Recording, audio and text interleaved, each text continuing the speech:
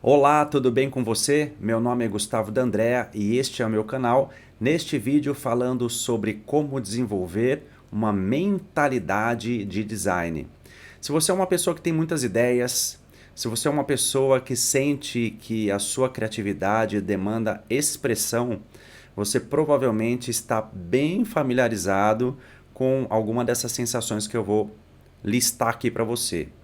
A impressão de que você está no trabalho errado, a sensação de que os seus sonhos demoram demais para se realizar, ou até mesmo uma vontade grande de criar algo novo.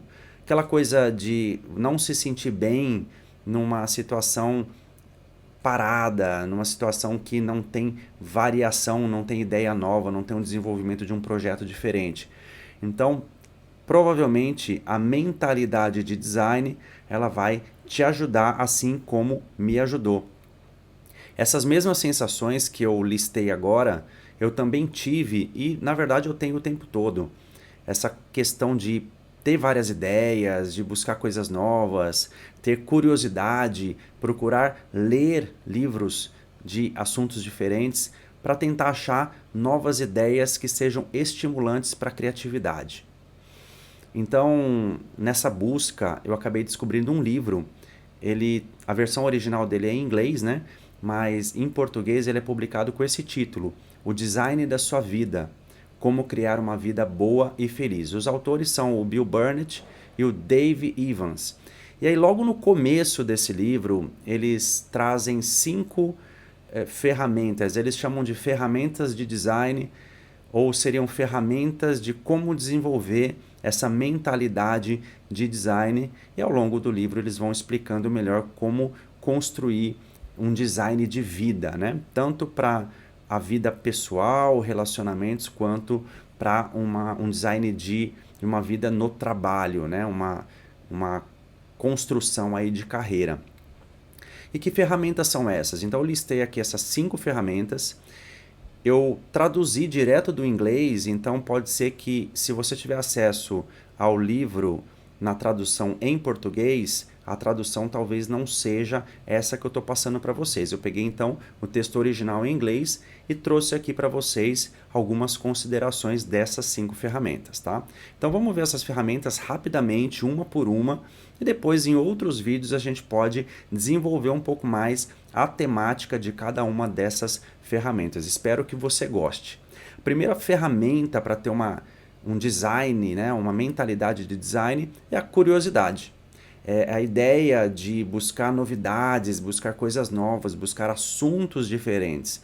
É aquela vontade de aprender coisas diferentes. Então, sem curiosidade, você não desenvolve uma mentalidade de design porque fica naquela mesmice, naquela situação que não muda muito. Então, se você tem ideias, se busca coisas novas, a curiosidade é uma grande ferramenta para a mentalidade de design.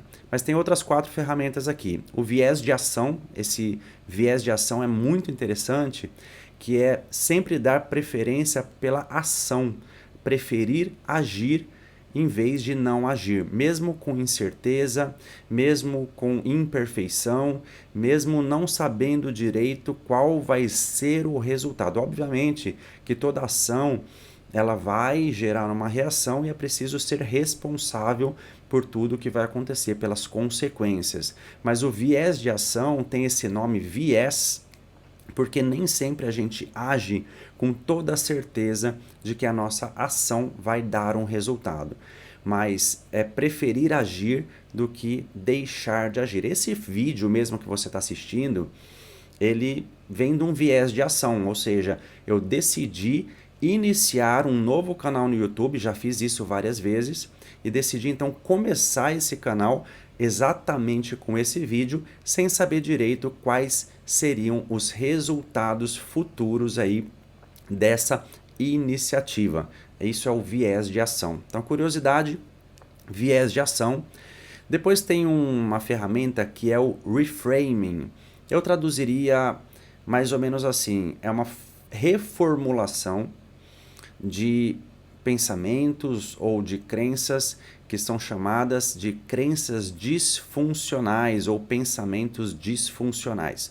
Ou seja, são pensamentos, são crenças que a gente sente como sendo verdades, a gente se comporta com base nesses pensamentos, mas eles não têm fundamento real. Eles apenas nos prejudicam e nos impedem de caminhar para frente. Imagina que eu tenha aqui um pensamento disfuncional. Eu não vou conseguir gravar vídeos suficientes para juntar uma boa audiência para um canal no YouTube. Isso é uma crença disfuncional, né? Mesmo que momentaneamente eu possa ter dificuldade em gravar vídeos, eu tenho condições, e você também tem condições, de buscar o aprendizado para então desenvolver uma determinada habilidade e então fazer o reframing, a reformulação daquela crença disfuncional para que então você possa agir para melhores resultados. A quarta ferramenta é a consciência de que tudo se trata de um processo. Eu identifico muito essa ideia com a ideia de construção ou até de reconstrução. Então a gente está construindo o nosso sonho, a gente está construindo a nossa carreira, a gente está construindo a nossa vida. Então, na ideia de construção, a gente não fica travado numa tentativa de perfeição. Sabe aquela necessidade que às vezes a gente tem de estar totalmente preparado para começar alguma coisa e sem essa preparação perfeita, até exagerada, a gente acaba não começando? Então, a consciência de que tudo é um processo ajuda muito a transpor essa necessidade imaginária de estar preparado para tudo. Então, a gente começa a ver que podem acontecer erros, podem acontecer novas descobertas, redirecionamentos, tentativas, a ideia de protótipo e, claro, a ideia de melhoria conforme as coisas vão se desenvolvendo. Então, consciência de que tudo envolve um processo é muito importante para desenvolver uma mentalidade de design. E, em quinto lugar, não menos importante, é a ferramenta, aí uma ferramenta mental e, na verdade, é uma ferramenta de relações humanas, que é a colaboração radical. Qual é o sentido da colaboração radical? É o sentido de que nós não conseguimos grandes resultados sem a colaboração de outras pessoas. Aqui eu gostaria de fazer um comentário rápido a respeito de colaboração, parceria, pessoas trabalhando junto. Não é ter alguém trabalhando junto com você só para sentir que tem alguém te apoiando. O apoio de pessoas do seu relacionamento, o apoio das pessoas em geral é muito importante. Assim como o seu apoio aqui nesse canal, seguindo, compartilhando, comentando, é muito importante. Mas isso não é a colaboração radical. A colaboração radical é fazer parcerias, eu chamaria de parcerias qualificadas, com pessoas que estão comprometidas em realizar com você os grandes projetos que todas as pessoas envolvidas sonham em fazer, tá? Então, é uma parceria, uma colaboração, ela é uma colaboração que os autores mencionados aqui, que é o Bill Burnett e o Dave Evans, eles falam que é a colaboração radical, e eu acrescentaria a questão de colaboração ou parceria qualificada, escolher bem quem vai trabalhar com você ou com quem você vai trabalhar em projetos conjuntos aí, tá?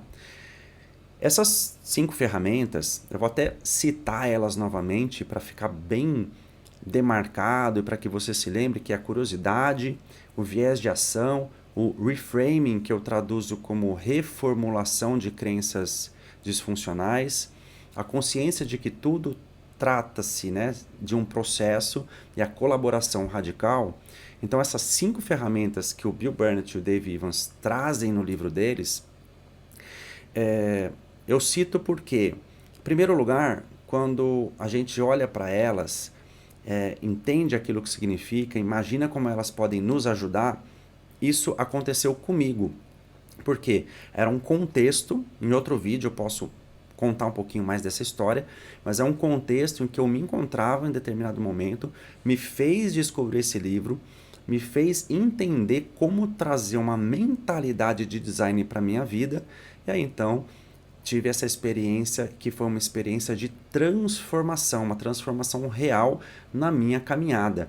Vou contar essa história para vocês em um outro vídeo futuramente, mas é a questão da transformação. Então eu estou trazendo esse assunto porque pode acontecer desses 5 itens, essas 5 ferramentas de design te ajudar muito a realizar uma transformação de visão, uma transformação de mentalidade e até mesmo uma transformação de vida e de carreira para você. Mas eu gostaria, nesse momento, antes de contar qualquer história nova que você não tenha conhecimento aqui do meu contexto, eu queria que você só parasse um pouquinho e pensasse sobre essas ferramentas, principalmente com base nessa pergunta que eu vou passar aqui para você. Como é que você pode assumir o protagonismo da construção da vida que você deseja ter? Olha só essa pergunta. Como é que você pode assumir o protagonismo da construção da vida que você deseja ter? Pensa nisso e eu aguardo seu comentário aqui nesse vídeo. Um grande abraço.